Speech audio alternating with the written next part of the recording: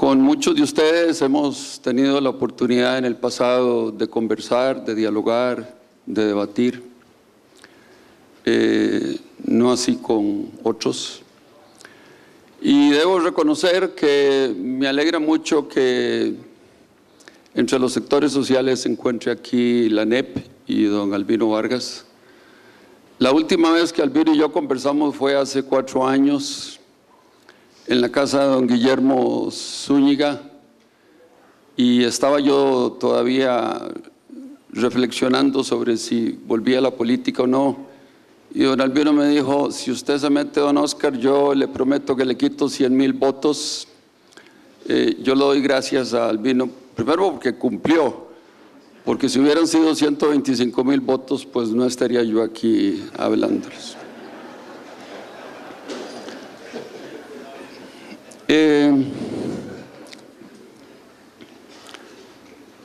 Decía Bernard Shaw que todas las grandes verdades comienzan con una blasfemia. A mí me parece que en los últimos años, por lo menos desde los 80s hasta hace muy poco tiempo, finales del 2007, la sabiduría convencional nos enseñó que el mercado era mágico, que había que liberarlo, que había que desregularlo, en parte porque predominaron las ideas de algunos líderes políticos muy influyentes, con un gran liderazgo, que fueron capaces de introducir en sus países esas ideas y ponerlas en práctica, y tuvieron éxito, y eran casi que incuestionadas. Ronald Reagan en Estados Unidos, Margaret Thatcher en el Reino Unido, acompañados por un gran economista muy influyente y muy sabio como Milton Friedman. Era la época en que el mercado podía hacer milagros y el Estado tenía que hacerse a un lado. Pienso, sin embargo,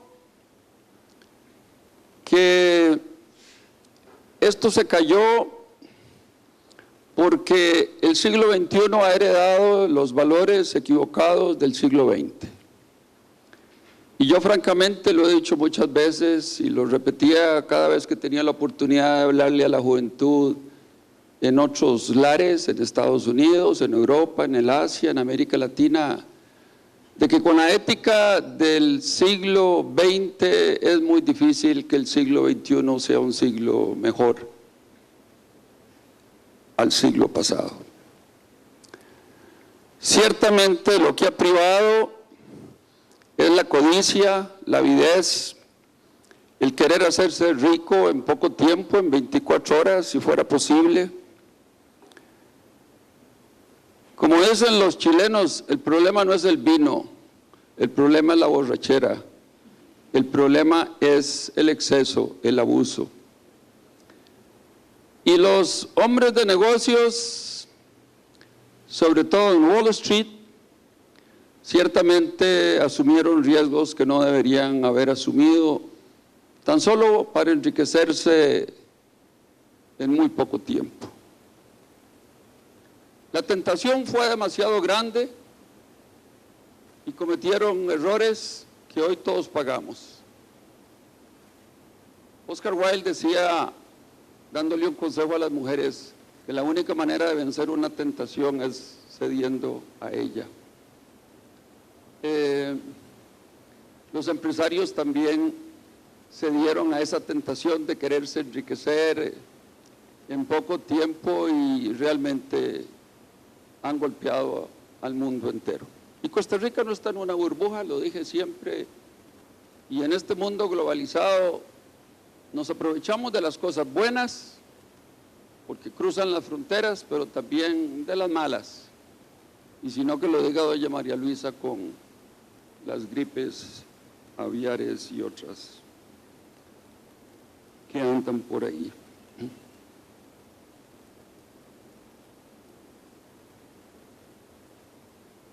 Voy a aquí se ha hablado de muchas cosas importantes, yo no puedo resumirlas, no me puedo referir a todas, apunté algunas poquitas, tan solo porque quiero enfatizarlas. Bueno, Guti decía temprano que esta es una economía muy abierta, que el comercio de bienes y servicios es más grande que el Producto Interno Bruto del país y que una economía tan abierta, siendo un país pequeño en territorio y población, pues estamos mucho más expuestos cuando los mercados se caen, cuando el comercio se cae. Eso es evidente. Es decir, no es el caso de la India, no es el caso de China, no es el caso de Brasil. Un país como Alemania se va a ver mucho más afectado que Francia porque es una economía más abierta y depende mucho más de las exportaciones, que es su locomotora para el crecimiento, al igual que para nosotros el sector exportador también es nuestra locomotora fundamental para el crecimiento económico. Tanto es así que se ha dicho aquí esta mañana que el 50% del desempleo está en el sector exportador.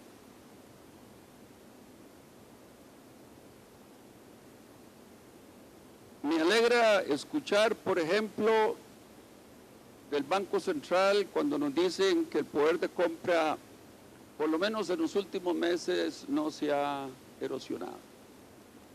Y eso por lo menos es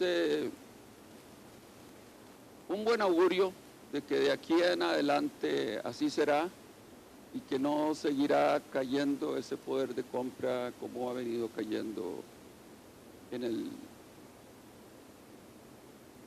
parte del 2008 y en los primeros trimestres de este año. También se nos dice que si bien estamos en recesión y que todavía seguimos en recesión, sin embargo la caída es cada vez menor y de nuevo todo indica que posiblemente ya comenzamos a ver la luz al otro lado del túnel. Bueno, en la pasada campaña, cada vez que me preguntaban cuáles eran mis prioridades y yo llegaba al gobierno, siempre repetía lo mismo. La primera, empleo; la segunda, empleo; y la tercera, empleo.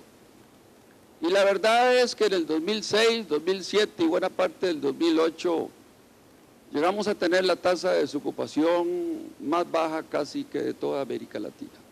Realmente fue un verdadero éxito.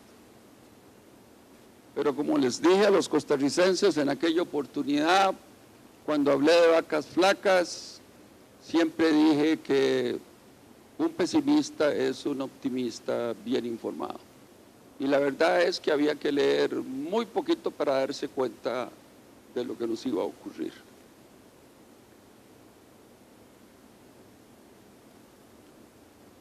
Hay dos ideas que yo planteé o recomendé en aquella oportunidad que creo que no las tomaron en serio y no se pusieron en práctica.